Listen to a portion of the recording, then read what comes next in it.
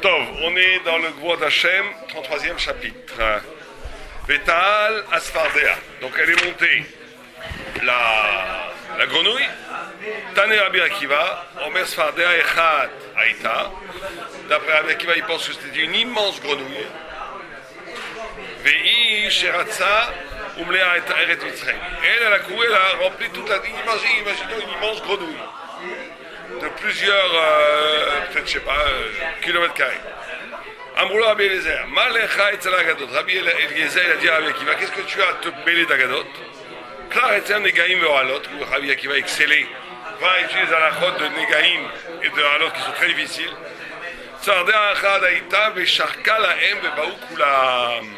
On va expliquer le passage. Qu'est-ce que ça veut dire? Veta'al Atzfardea. Il y a un singulier ici. Donc il y a deux. Rabbi Akiva il dit pourquoi est-ce que c'est un singulier?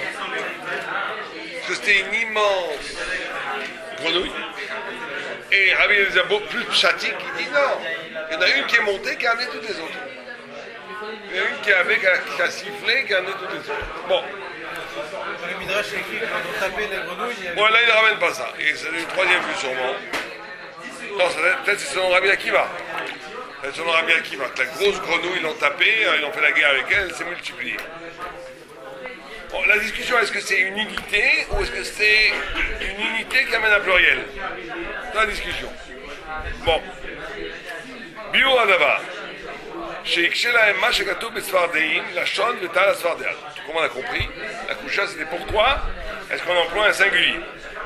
Ou Bekinim, et par contre en Kinim, L'ok Shalaim, la Maktiv et Tia Kinim. Mais bien chez les Kinim, il y a Bekubatzim Yachad. Kinim, on n'a pas posé la question parce que Kinim, c'est normal qu'ils soient ensemble. Alors, Sfardeim, El Inanimka. Les cas Sfardeim Akiva, chez Nikrobel Hashem Yachid, Hashem, Akoach Amolichotam, ou Mashrim, ou Mesharitz Sfardeim, Zakon et Maralav Ta'al Sfardea. Donc il explique déjà le Maral, que c'est pas juste une immense, que c'est le Koach Amevilotam, que c'est la force qui anime les Sfardéas, les grenouilles, qui ont frappé l'Égypte.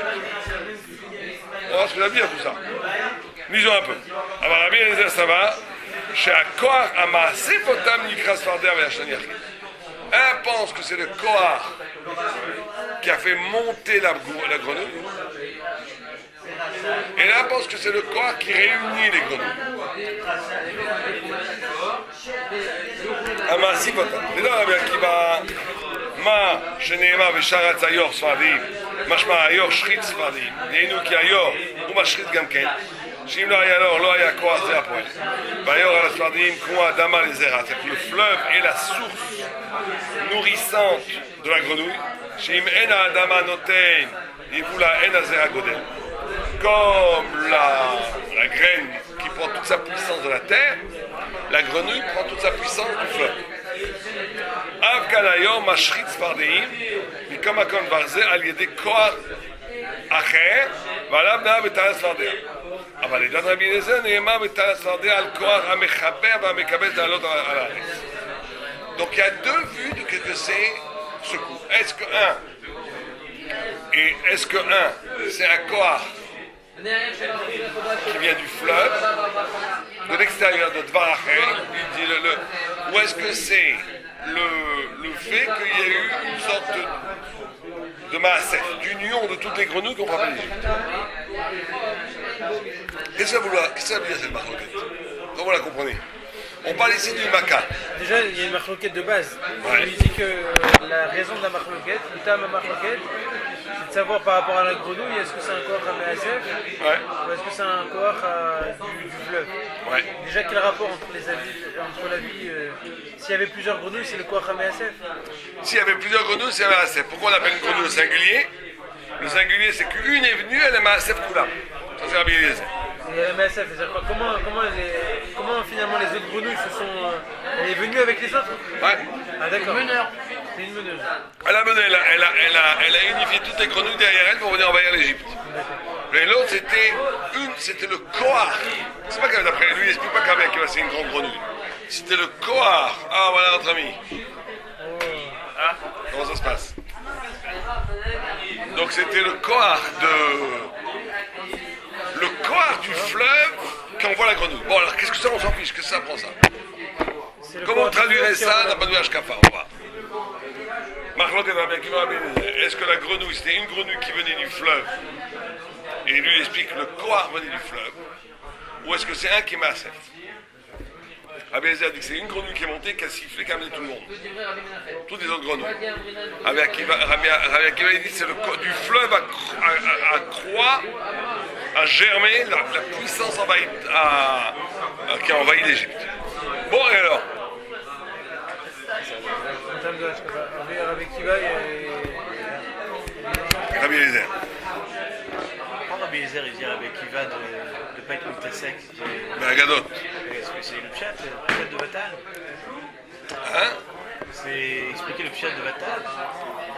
Non, mais il lui reproche de trop, il lui reproche de, justement, ça fait partie du pshat, il lui reproche de trop, que c'est trop allégorique.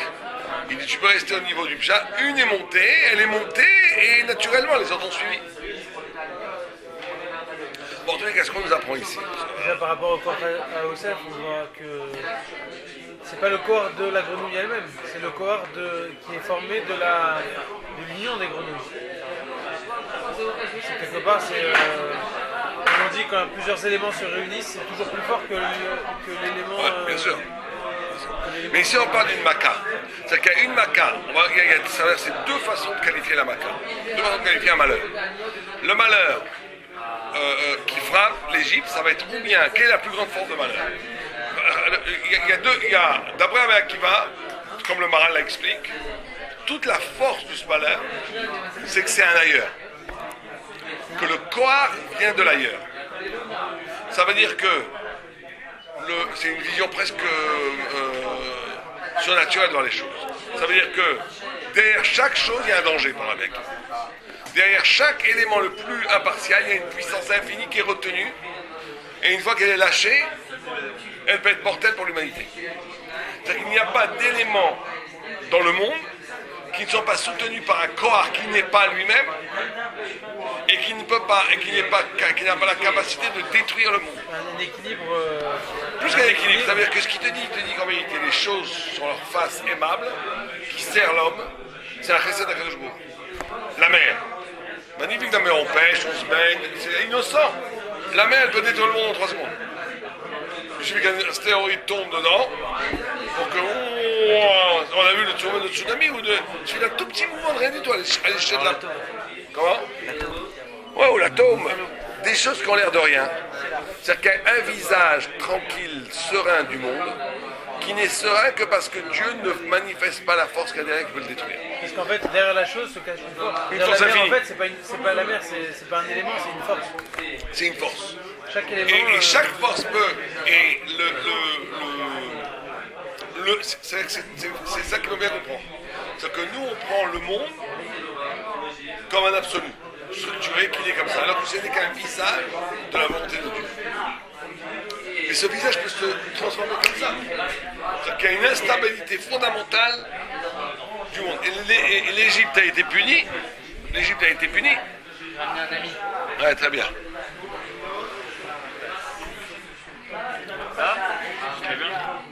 L'Égypte a été punie parce que justement l'Égypte présentait la figure d'un... C'est que tout le problème de l'Égypte c'était quoi? C'était qu'il n'y avait pas de prix, tout le monde connaît ça.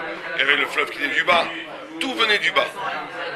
C'était la vitalité, la vie et la bracha venaient du bas. Donc quand tout vient du bas, tu as l'impression que l'absolu est ici, que l'immanent c'est l'absolu, qu'il n'y a pas besoin de transcendance du tout. Toutes les makotes, ça a été une façon de faire rentrer la transcendance dans un vase clos qui s'appelait l'Égypte. L'Égypte était une civilisation qui pouvait maximaliser, presque absolu, utiliser cet absolu, le monde. Comme un peu on vit aujourd'hui. C'était pour ça qu'on dit qu'ils sont liés au chomer. Au chomer, c'est la notion de la matière. La notion de la matière, ça veut dire en gros, il y a deux façons de vivre l'existence. Il y a une façon où l'existence est structurée avant tout par une sourate qu'on appelle la pure forme. Et la matière est là que pour faire que cette forme prenne forme, prenne racine dans le réel. il y a la matière, pour comprendre ce que c'est la matière dans la Torah, on appelle le chomer, prenez l'image de l'eau. L'eau, elle peut prendre toutes les formes. Donc quelque part, vous allez dire que l'eau, pour ça que la Torah est comparée à l'eau, elle est comparée à la matière, elle est comparée à deux choses complètement contradictoires. Parce que d'un côté, l'eau, elle est matérielle. Pourquoi elle est matérielle? Parce qu'elle n'a pas de forme. Elle peut prendre toutes les formes. Donc en elle-même, elle n'a aucune forme. Il y a quelque chose qui a une forme bien définie, elle est aussi matérielle. Oui, mais qu'est-ce que cette forme élevée, c'est sa forme. Elle a été formatisée. L'eau est cet élément qui n'a aucune forme. Donc elle est pure matière. Donc quand quelque chose n'a pas de forme, elle est en même temps infiniment riche, potentiellement de toutes les formes. C'est la force de la matière, ça. C'est qu'elle n'est pas... Les gens qui vivent toute la journée à ne pas vouloir décider. Et des gens, ils ne se marient jamais. Ils ne décident jamais, ils sont toujours en train de décider tout.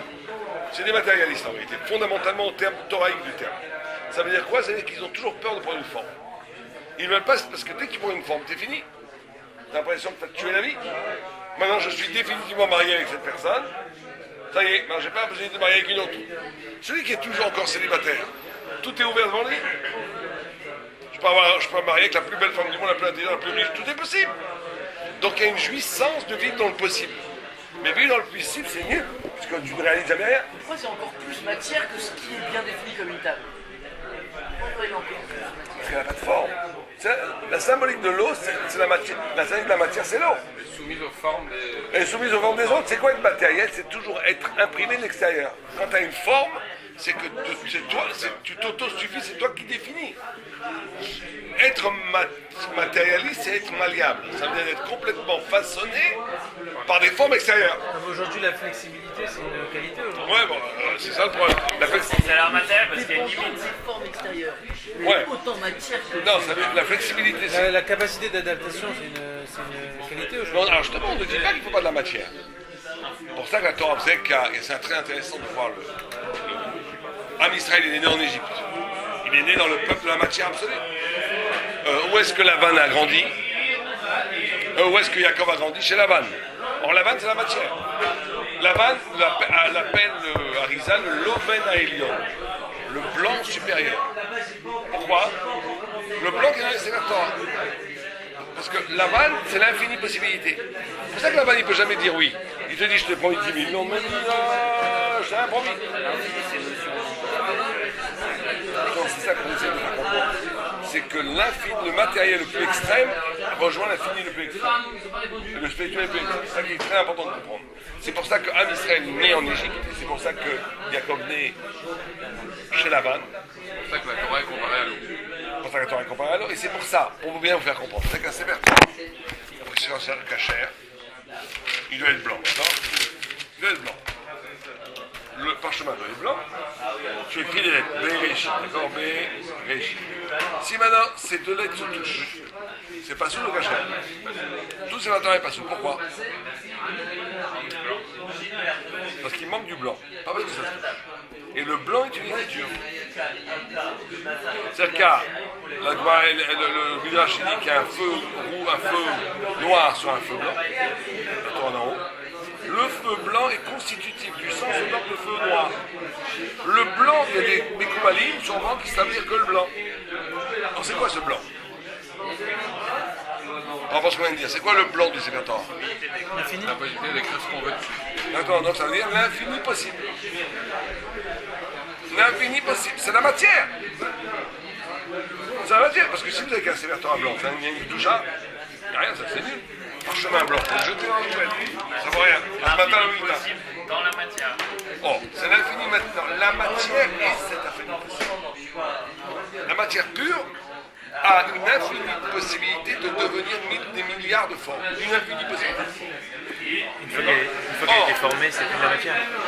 Dès que tu donnes de la forme, c'est une combinaison matière-forme. Ça devient une forme. C'est plus matière en essence de ce que c'est la matière.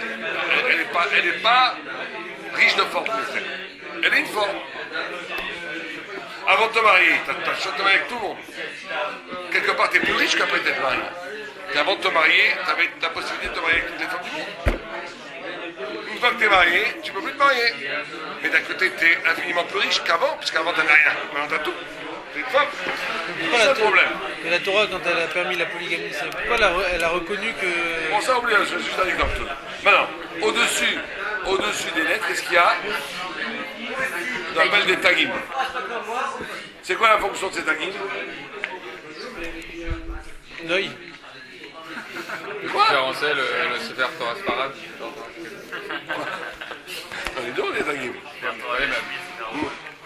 Ah, les lettres, donc, c'est quoi la différence de... Ah, réfléchissez par rapport à ce qu'on vient de dire maintenant. C'est pour enlever du blanc. C'est pour enlever du blanc. Ah, vous êtes contaminé. Ah, non, il n'y a plus d'espoir. Hein? On enlève du blanc encore. Ah, pourquoi tu vas enlever du blanc? Tu vas enlever de l'infini. D'ailleurs, Hagab, cet Hakim-là, Moshe Rabbeinu l'a pas compris. C'est le lien entre les... Moshe l'a pas compris. Et Rabbi Akiva, il en a fait des milliers d'alakha. Qu'est-ce que vous avez dit? C'est le lien entre... Le lien entre le blanc et le noir. Très bien. C'est quoi le blanc, ce lien entre le blanc et le noir? C'est quoi? Très bien, on a fait le lien. Pour faire quoi? On va toucher entre la spiritualité et la Torah aussi. Pour contraindre... Le pour goût contraindre qui entre les deux. Pour contraindre Pour dire qu'on peut... Pour dire qu'il y a... Ça t'as pas besoin, t'as les lettres qui contraignent l'infini. Pour dire que c'est important, que c'est indispensable de... Un lien, vous dites pas qu'est-ce qu'un lien, c'est que l'un apporte à l'autre. La Torah, elle est reliée Et alors? La Torah, c'est les lettres. Ouais. La Torah, elle a aussi des possibilités. Voilà. Ça veut dire que c'est pour ça que tu as un pshat qui est infiniment interprétable dans la Torah. Il ne faut pas... C'est quelqu'un qui dirait Bereshit, ça veut dire quoi? Début, fiche-moi la paix. C'est que ça. On lui dit Ahmad. Bien sûr que non, c'est beaucoup plus. Pourquoi Bereshit? C'est la Tsura Bereshit, au commencement, qu'est-ce que tu prends la tête? Non. Bereshit, c'est lié avec des tagim à l'infini du sens. Donc il y a une infinie possibilité de sens d'une notion de commencement. Pourquoi il n'a pas compris ça, Moshe Rabbeinu? Hein? Pourquoi il n'a pas compris ça, Moshe Rabbeinu? Bon, pourquoi? Parce que lui, justement, il était dans la...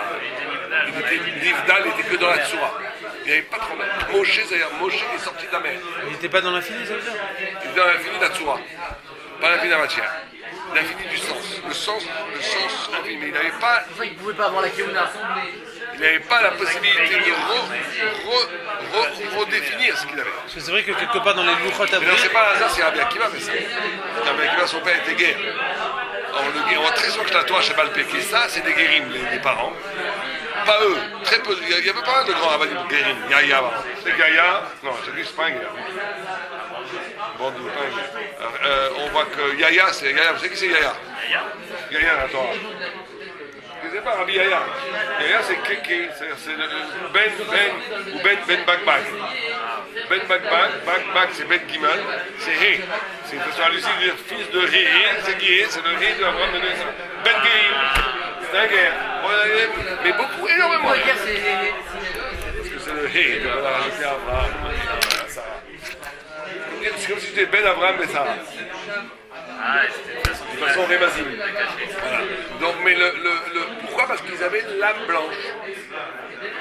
Ils sont une sorte d'âme vierge, matérielle, on va dire, de toutes les possibilités. Ils ne sont pas définis par une tradition tribale de Gdusha. Donc ils ont cette possibilité d'entendre Shabbat Pé. Très souvent. Bon, en tous les cas, c'est pour ça que c'est un bien qui va d'Afka. Mais en tous les cas, ce qui est très important de comprendre, c'est que il y a un lien entre cet infini et ce fini. Ça, c'est ça, toi. Avec toutes les formes de spiritualité ou de culture, elles sont toujours ou bien dans la Torah, ou bien dans le blanc. Alors qu'est-ce qui fait qu'on devient Torah ou on devient Lavan?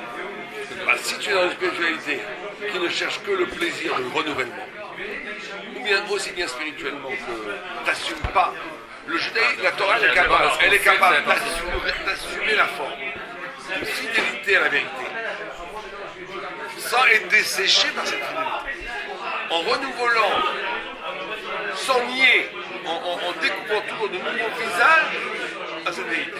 C'est ça être juif. C'est très très dur. Parce que naturellement, on va être dans un des deux trucs. Ou bien on a un lien qui est fermé, donnez-moi affichez-moi la paix avec les complications, 1 plus 1 font 2, je suis dans la forme. Ou bien on est dans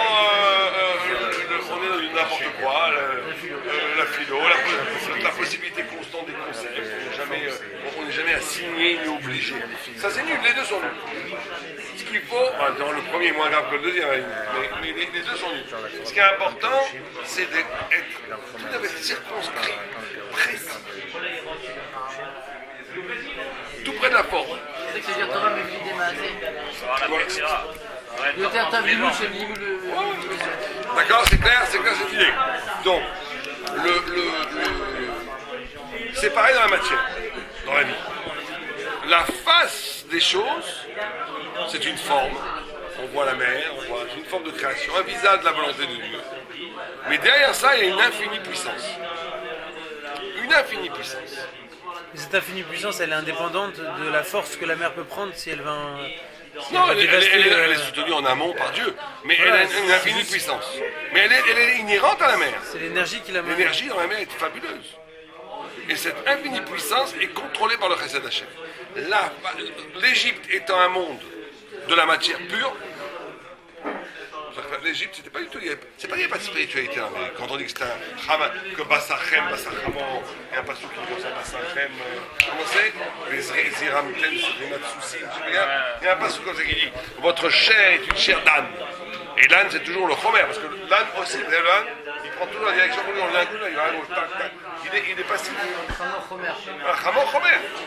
L'âne, il est complètement passif, il est Chomer. C'est l'eau. C'est comme l'eau. Oh, mais l'Égypte, c'est pas, il y avait incroyablement de kishoufim, de spiritualité en Égypte.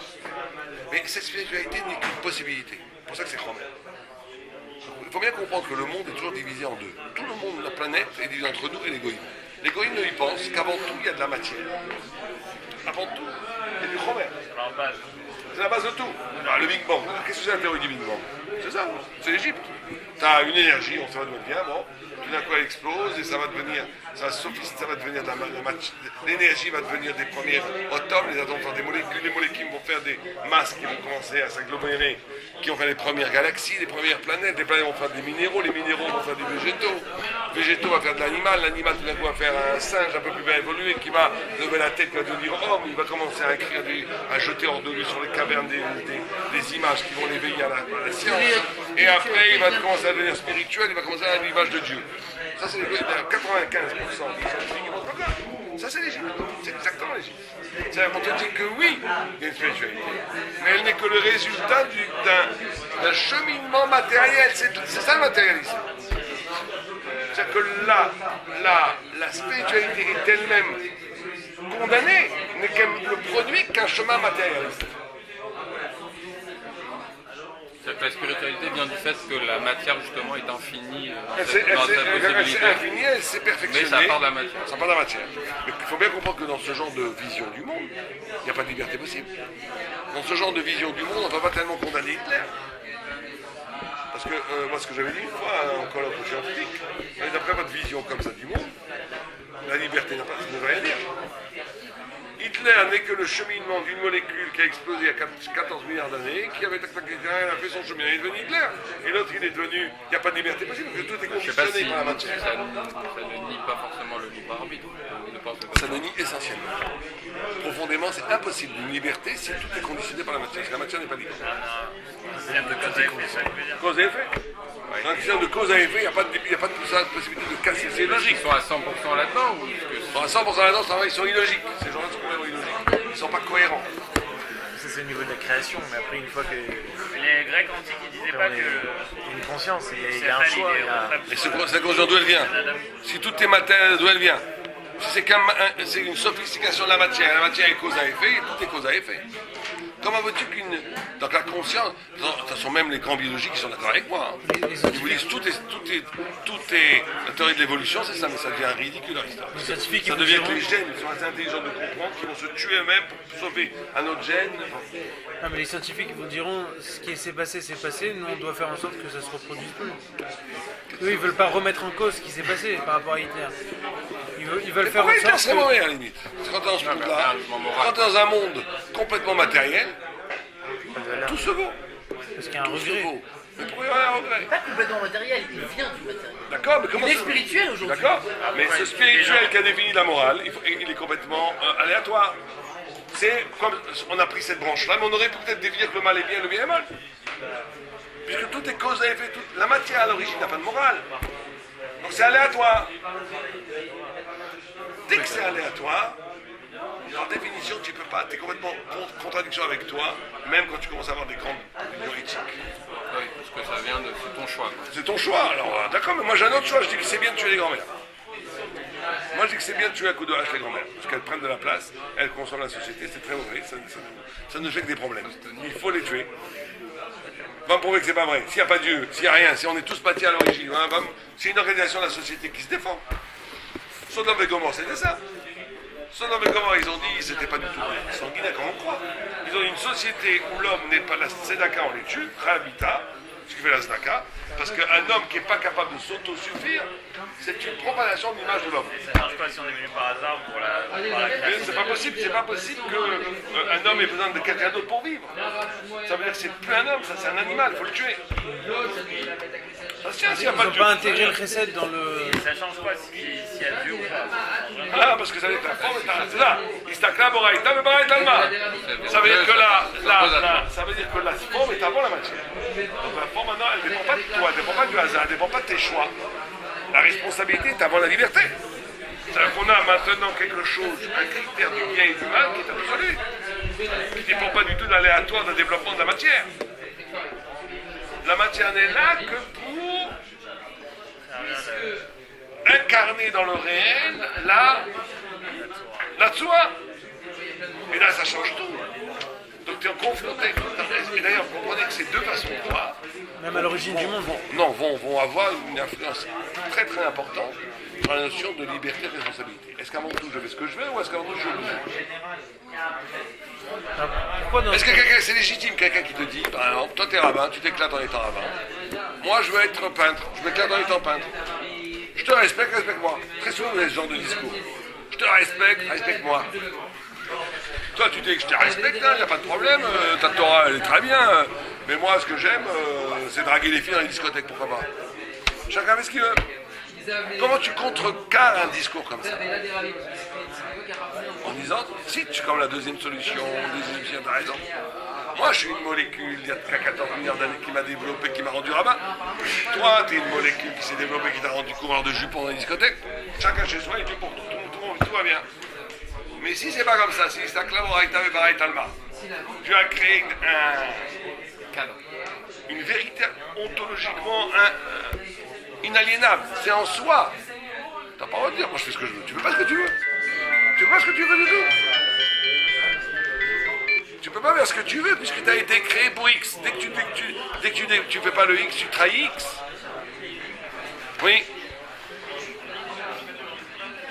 Oui.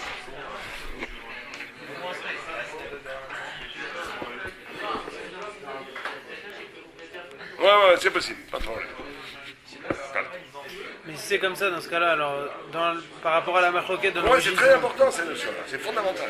Ouais. mais par rapport à la marloquette dans l'origine du monde, donc on comprend bien que d'après les goïms, il faut que ça parte d'une origine matérielle.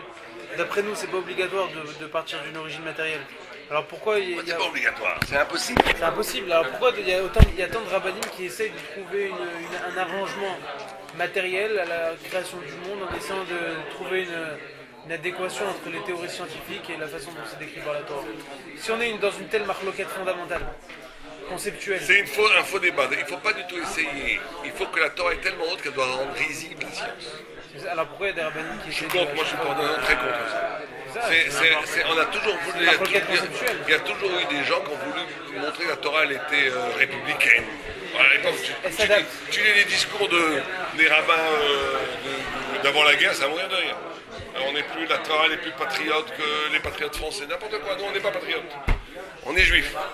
Il ne faut pas du tout adapter la Torah par rapport à l'environnement, à la pensée dominante. Il faut qu'on soit. Nous, on est le saumon, on est contre la pensée dominante. On est toujours contre le temps. Si on essaie de montrer qu'on est en harmonie avec le temps, on est fini. D'accord? Donc, la vue de Rabbi Akiva, c'est que derrière toute manière. Et d'ailleurs, quand il nous arrive, Dieu préserve, une punition, c'est ça qui arrive. C'est toujours ce qui était ami devient ennemi. Ce qui était censé être bon pour nous se brise pour laisser paraître la force qui détruit le monde. C'est ça la notion de punition pour Rabbi Akiva. Alors que pour Rabbi Eliezer, c'est la notion de Me'asef. Me'asef, ça veut dire ce qui permet au monde d'exister, c'est le fait qu'il y a un lien magique et magnifique entre les individus et le collectif. C'est-à-dire mais que chacun peut vivre séparément. Dès que tu prends ces séparations et que tu les mets ensemble, qui font une unité, tu détruis tu amènes la punition, c'est ça comme ça que le dit fonctionne, parce que tu enlèves le chesed qui a permis. Vous comprenez? C'est très, très important de comprendre que le monde s'articule toujours autour de deux mouvements, qui est l'unité et la division. Même quand on pense, quand on étudie la Torah, qu'est-ce qu'on fait? Les deux mouvements intellectuels qu'on fait tout le temps, c'est quoi? Quoi? Je lis ou je Tu fais que ça. Reprends un Raphaël, il fait que ça. T'as une couchia, ça a l'air d'être la même. Voilà, exactement. C'est pareil, et pourtant c'est des lois différentes. Il dit, c'est pas pareil. Ou bien le contraire. C'est a l'air très différent et c'est la même loi, c'est pareil. T'as pas compris que c'est pareil. Dimion ou chinois. C'est propre à la Torah ou à la réflexion? À tout ça c'est même les gars. La réflexion a besoin d'un chinois et d'un dimion. Sans ces deux choses, t'as rien. T'as pas ça. C'est vraiment la base même de la gestuelle intellectuelle humaine. Or cette base-là, elle n'est pas anodine. Elle vient du fait que Dieu est un et rien n'existe en dehors de lui. Donc tout est uni. C'est pour ça qu'on peut faire des dimérions. Mais Dieu a créé. Donc quelque part, Kebiechol, il a sorti quelque chose. Il y a une sortie. Kebiechol, on ne parle pas de Dieu en ces termes, mais il y a une sortie hors de lui-même. Kebiechol, il a créé quelque chose d'autre que lui. Donc différence. Et donc par définition, le monde s'organise toujours autour de ces deux notions d'uni. Tout est uni. C'est qu'un grand lamdan, il pourra t'unir je sais pas moi, les halachot kashrut avec les halachot nida, tout est nié. Halachot gittin avec les halachot avodazara, tout est nié. Un grand lamdan pourra te montrer que quelque part c'est la même chose. Et un grand lamdan te montrera que yadot mochichot et no mochichot, c'est uni profondément. Ou bien, prenons d'autres exemples, que tout est lié et que tout est différent. Tout est lié, tout est différent. L'intelligence, plus quelqu'un est intelligent, plus il est capable de faire ces deux mouvements de façon fin. C'est ça le coefficient intellectuel juif. C'est la capacité d'amplitude de 20 différents. Plus quelqu'un est bête, plus il voit les choses, c'est pareil. Plus quelqu'un est bête, plus il ne voit pas le rapport entre les choses. Quand elles sont différentes. Vous comprenez, il est victime de l'illusion.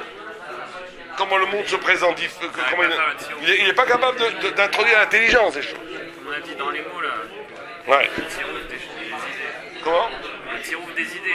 Ouais, ça en est, ouais. Donc c'est très important, ça, Donc il dit Rabbi Eliezer, il dit que la punition, c'est quand ces mouvements-là, parce que tout le monde comprend quand on est dans une logique de punition, c'est le don lui-même qui se retourne contre toi. Or ce don se met à sef. Le met à sef, c'est l'unité même du singulier uni. Chacun individuellement vit, mais il est uni, il fait partie d'un grand groupe. C'est la pierre angulaire de la vie. Quand ça se retourne contre toi, c'est la punition de Dieu. Donc c'est ça en discussion. Quelle est la punition la plus violente qui a frappé dans la Sphardéa à l'Égypte? Est-ce que c'est la force derrière l'écran de la volonté de Dieu Tresset, la force infinie qui menace?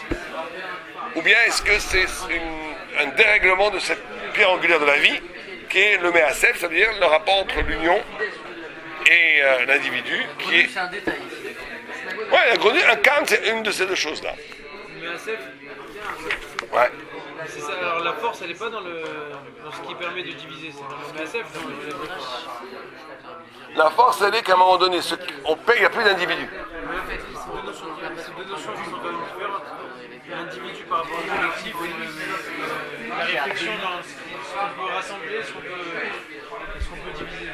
Parce que dans l'individu, dans le collectif, c'est deux choses. Le collectif, ça veut dire que c'est beaucoup plus fort que l'individu. La destruction arrive quand il n'y a plus d'équilibre entre individu et collectif. C'est quoi cet équilibre? L'équilibre, c'est-à-dire que j'existe en tant que... Déjà, en tant Le bien, j'existe en tant que moi-même et j'existe en tant que membre d'un groupe plus grand que moi-même. Comme ça qu'un juif doit vivre. comme ça que le monde. J'existe en tant que moi, Rouven, dans une dimension complètement subjective, singulière, irréductible. Je ne suis pas juste un animal social, je ne suis pas un membre d'un groupe, je suis Rouven, avec mon génie, ma génialité absolue, singulière, mais je ne suis pas que Rouven. Je suis aussi juif, je suis Lévi, je suis Cohen, je suis Tamit Raham, je suis Ben Torah, je suis ce que tu veux. Je me définis par rapport à un groupe, pas que par rapport à moi-même. C'est deux choses. Quand quelqu'un, destruction du monde il y a, quand on n'est plus qu'un membre. Et là, c'est ce qui s'est passé. On n'est plus qu'un. On est seul. On n'est qu'un collègue ou qu'on n'est qu'un seul. Là, et donc la punition, comme c'est la pierre angulaire de l'existence, l'un dit que la pierre angulaire de l'existence, c'est cette puissance inhérente aux choses qui a dévasté l'Égypte. L'autre dit que c'est ce dérèglement de cette notion-là. Et là, ça a été Maasef. La notion d'individu a été annulée par la notion du groupe absolu. Pourquoi l'Égypte était coupable de ça? Parce que justement, l'Égypte n'a pas reconnu Israël. Elle a complètement asservi Israël comme un peuple. Il n'y avait plus d'individus, plus de liberté individuelle. Elle a été punie par ça. Bon, continuons, on ne peut pas finir, il faut que je m'en aille, mais continuez le texte un petit peu si vous voulez, à plus tard. C'est-à-dire que quand la grenouille elle est venue, le Maasef, elle a voulu finalement, qu'est-ce qu'elle a voulu apprendre aux Égyptiens? La force du Maasef et la force de l'individu. Non, elle a voulu avoir la force de l'individu. Ils ont été punis par le fond du Maasef. Pourquoi? Parce qu'ils ont eux. Parce qu'ils niaient l'individu, justement. Ils niaient tout ce qui était individu. Ils niaient l'irréductible visage de Israël. Tout ce qui ne rentrait pas dans leur machine à eux identitaire de l'Égypte était nié. Le peuple juif, finalement, c'est un peuple. C'est vrai qu'on a été considéré comme un peuple. Non, parce qu'ils nous ont considérés comme un peuple, mais pas comme un peuple. Tu respectes un peuple par rapport aux individus qu'il crée. Pas comme une masse comme ça que tu exploites et que tu instrumentalises. Si on ne respecte pas un peuple par rapport aux individus qui proposent, on respecte en tant que peuple juif. C'est mauvais. Hein? C'était l'asservissement, ce qui est en casse ici l'asservissement. Un des systèmes d'asservissement du peuple de l'Égypte, c'est de ne pas reconnaître à aucun individu un statut. Il était esclave. Comment tu veux rendre quelqu'un complètement, tu veux tuer quelqu'un, c'est que tu lui enlèves son visage humain. Tu dis t'es réduit à ta fonction. Et une des fonctions de l'esclavage, c'était de réduire les gens à leur fonction. Et eux entre eux, ils étaient comme ça ou pas? Ils étaient influencés par définition. Bien mes amis, donc là je m'en vais dimanche prochain.